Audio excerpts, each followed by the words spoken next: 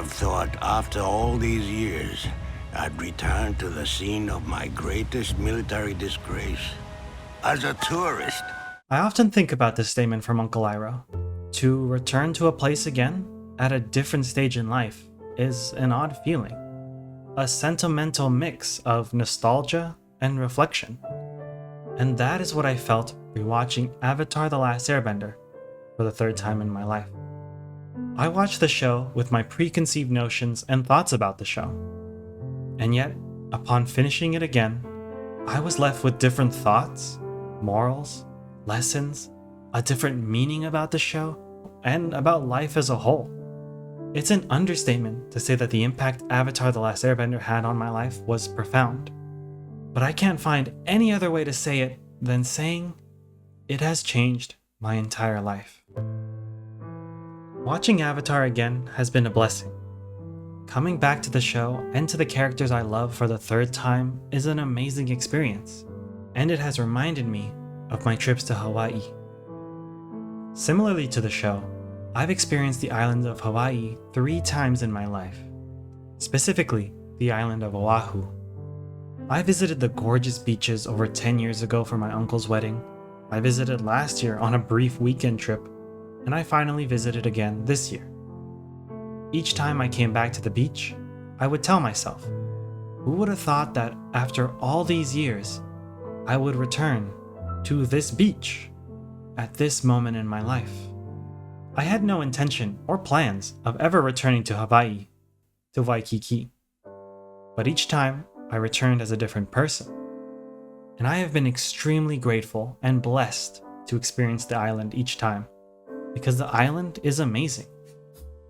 One of my favorite things to do is to go swimming in the ocean and experience the waves push and pull me, back and forth. Whether they're strong waves or light waves, I enjoy each time I experience their graceful movements. It always reminds me of the gracefulness portrayed in Avatar, with waterbending. And I can't help but pretend to waterbend every time I get in the water. Just as the waves push and pull me, I aim to push and pull the waves themselves, as we orchestrate a rhythmic dance between us. On the last day of our trip, I went for one final swim in the ocean, dancing with the waves once again. Upon leaving the water, I paused. I know this won't be the last time I swim at all, but this was potentially the last time I swim at Waikiki, because again, I have no intention or plans of returning. With that in mind, I felt saddened by leaving the embrace of the ocean, and I couldn't help but want to say goodbye. Goodbye to the island, goodbye to the beach, and goodbye to the waves. But how does one say goodbye to the waves? So I left, knowing that it could be the final and last time I touched the water at this beach. But is that true? Will I ever interact with this water again? Will I ever swim in the same wave again? Or is this really the last time that I will see these waves? And I left without saying goodbye.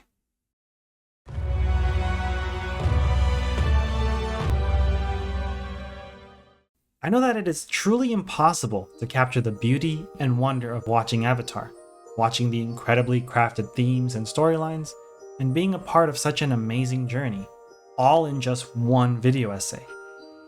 There are hundreds and possibly even thousands of video essays that cover almost every aspect of the show. Yeah, I knew that already. So I would ask myself, what else could I say? What else could I add to this expansive coverage about the show that I love? But over time, I concluded that what I could add is how to say goodbye. I don't think the concept of saying goodbye has ever been at the forefront of my mind. Throughout my life, I know that we always leave things behind, whether it's my childhood home, the friends that I've made, or even the simplest thing such as swapping my phone for another. I always knew that time moves on, but I never once dwelled on the idea of saying goodbye. But when watching Avatar once again, saying goodbye was at the forefront of my mind. The 3 times I've experienced Avatar in my life was when it first premiered and I was a child, when I was a depressed teen in high school, and finally now, as an adult, for my friend's podcast. And each time I return to the show as a different person, with different beliefs and opinions. Yet one opinion still remains. Drink cactus juice. It'll quench ya. Nothing's quenchier. The first wave I experienced Avatar was when I was a child, only 8 years old. You're just a child. I was there on day 1 as the 2-part premiere aired on Nickelodeon, and I loved the show from the start. I remember that the show was hilarious. Will you go penguin sledding with me? I felt like the dynamic between all of the characters felt right at home with me, and I regarded the gang as my close friends. And that's what I needed most. I don't remember much of the show, as I watched the majority of it out of order whenever it was on Nickelodeon. But I do remember feeling the warm embrace of the show. I grew up through tough times as my sister ran away from home, leaving my family dynamic shattered, my mother withdrawn, and me feeling like I was an only child. I felt alone. And Avatar was a show that I would put on and be absorbed with its amazing world, with its cool fights and elemental bending, and with the gang, because they were all such great friends. Watching Avatar made me feel less alone. One of the ways that the show made me feel less alone is that I would see myself reflected in Aang. As a kid, I was extremely playful. I was extremely happy. And you can never catch a photo of me without seeing the widest smile on my face. Oh, I was smiling? And I saw that same kid in Aang. I admired Aang's childlike qualities that I could relate to, and I loved the group of friends he had grown with. I admired Katara's caring nature, as it always made me feel like someone was looking out for me. I admired Sokka's humor, always keeping a smile on my face. I admired Toph's fearlessness, as it made me feel tough as a rock. And I admired Appa and Momo, who were cute and cuddly, and reminded me of my own stuffed animals that provided me with care and comfort in times of need. It felt that even a kid like me could have an amazing group of friends just like them. It was a huge comfort for me. Watching every episode out of order, I was excited to just jump in at any moment and be surrounded with my friends. As a child, the show also felt black and white to me. I hated the Fire Nation for what they did, though I feel like as a kid I could not grasp the full extent of what they did. From the topics of Katara's mother's death to the genocide of the air nomads, this show brought heavy topics to light and illuminated the idea of irredeemable villains for me. And I hated the villains. I hated the Fire Nation. And I hated Zuko. I would always pretend that I could airbend, earthbend, or even waterbend, but I never wanted to practice firebending. I would continue to watch the show often with these ideas in my mind, and as the show ended, I remember being confused by the ending, but accepting that it was an epic show. From there, I simply moved on to new shows, new games, and new things. As the wave passed, Avatar was a show that was lost to time for me, and I didn't say goodbye. I just accepted that the show passed, and I was ready for whatever came next. It was until I became a teenager in high school, equipped with a new laptop, and backed by the power of the internet, that I experienced the second wave of Avatar. This time, I watched the show from the beginning, all the way to the end, in order, following the gang in each episode and fueling the nostalgia I had for the show from when I was a child. And it was a masterpiece. The final episodes of Aang defeating the Fire Lord were some of the most spectacular moments that I've ever seen in television. I loved the show, and everything about it. But this time, there was something that felt different. I didn't feel like part of the group anymore. And they didn't provide me with the same comfort like they used to when I was younger. I couldn't see myself reflected in Aang anymore. In fact, I felt we were opposites. I was struggling with my anger, my self-hatred, my disillusionment with life, my purpose in life, and my depression. That kid that was smiling in every photograph vanished, and he was replaced by the shell of a person that didn't even know how to smile anymore. And that person wasn't a part of the gang, and I began to feel like an outsider watching in. It was in this feeling that I found myself reflected in Zuko, the character I initially hated, because he was struggling just as I was too. You've never held back before! I can't even begin to describe how impactful and amazing Zuko's arc was as a character, but for me, it changed everything about my life. During the time when I watched the show, my depression had become all-consuming. I remember describing it as a fire inside of my soul, burning and burning. No matter what I would do, nothing ever felt like it extinguished or even lessened the fire. I was angry, so angry with everything, but most importantly, I was angry at myself. So hearing Zuko express the same anger at the beach scene was one of the most powerful scenes for me. It felt that my problems, my anger, and my life were seen.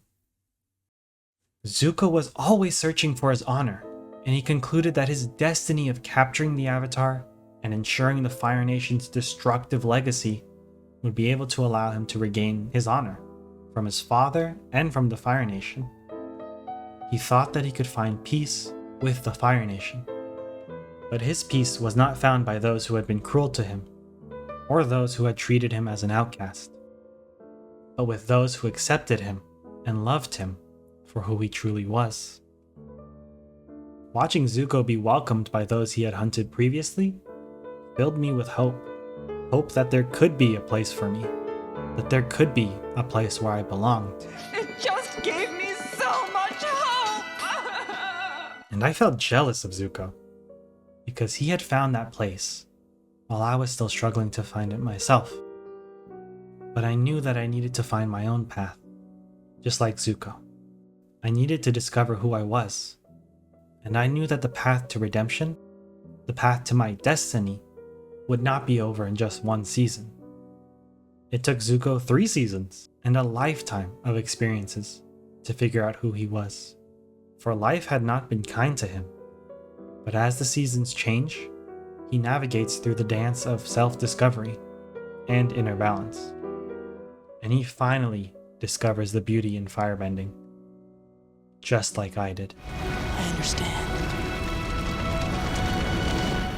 With these lessons instilled within me, and the trajectory of my life changed forever, I moved on with life, experiencing new shows, new games, and new things.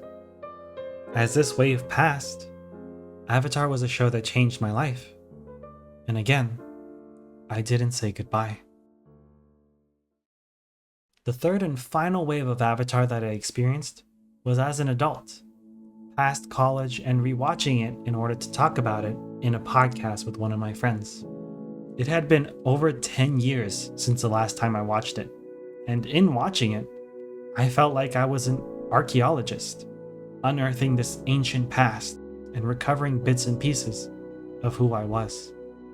I couldn't believe what I was discovering, and most importantly, I could not believe how amazing the show was. I could not believe the perfection I experienced for the 3rd time in my life, and I could not believe that again, I left with a different view of the show than I had done previously. I had aged and was no longer in my teens.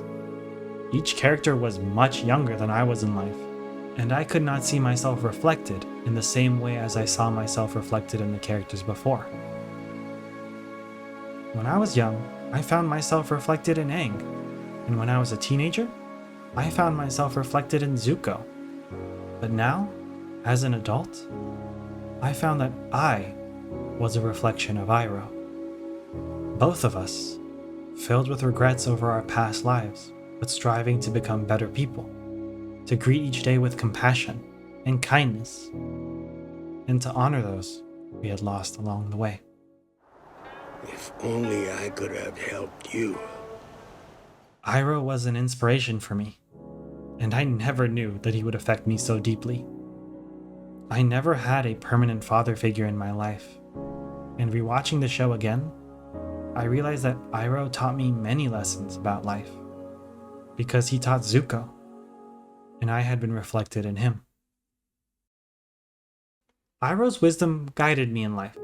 It made me feel like there was a path for me, and that I had the power to choose what I want for my life. And I could choose love, peace, and happiness. 3 things I had struggled to find all throughout my life. Perfection and power are overrated. I think you are very wise to choose happiness and love.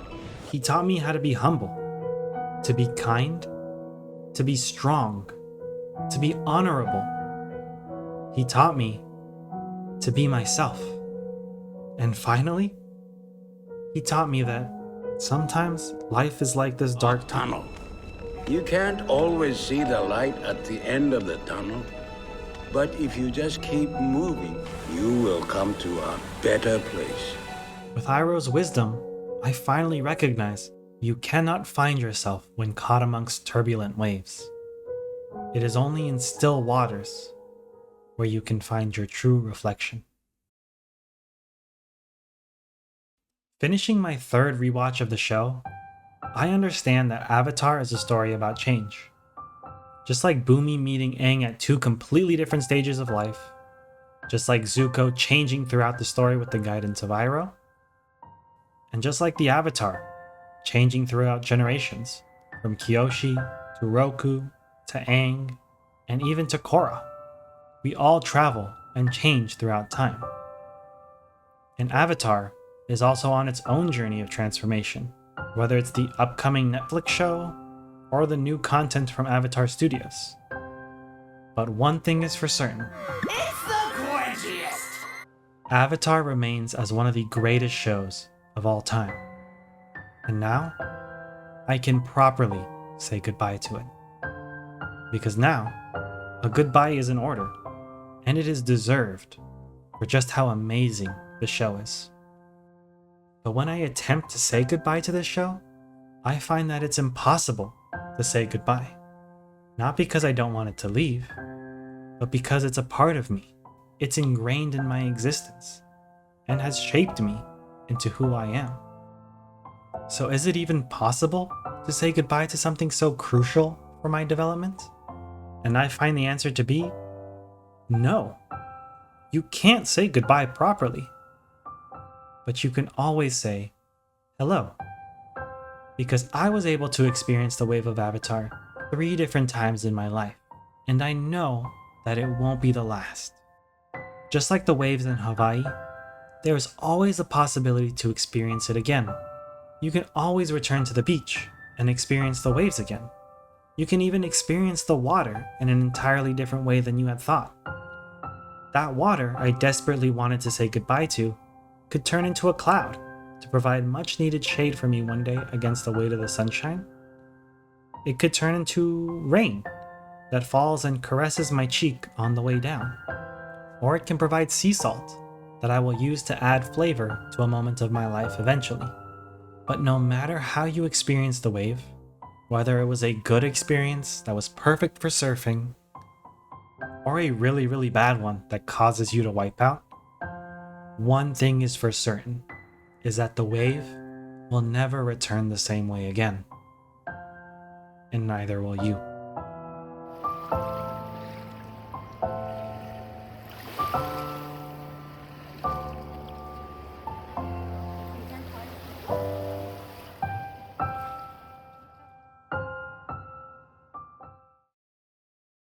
Hi everyone, thank you so much for watching this video. I mentioned that I was able to talk about Avatar on a podcast with one of my friends.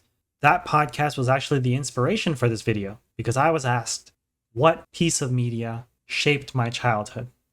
That podcast can be found on all podcast platforms under the name of Retrospection Connection. or you can find it linked in the description.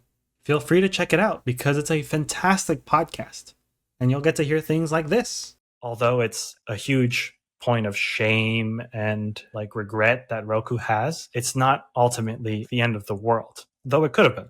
Very well could have been, for sure. Yeah. Even though they've reached a point where they've mastered all the elements, each avatar still had other problems, whether it was like their own pride or they didn't see something coming. And I think that's just so innately human that if we keep striving for the best version of ourselves, we will never notice the better ones that we've become along the way.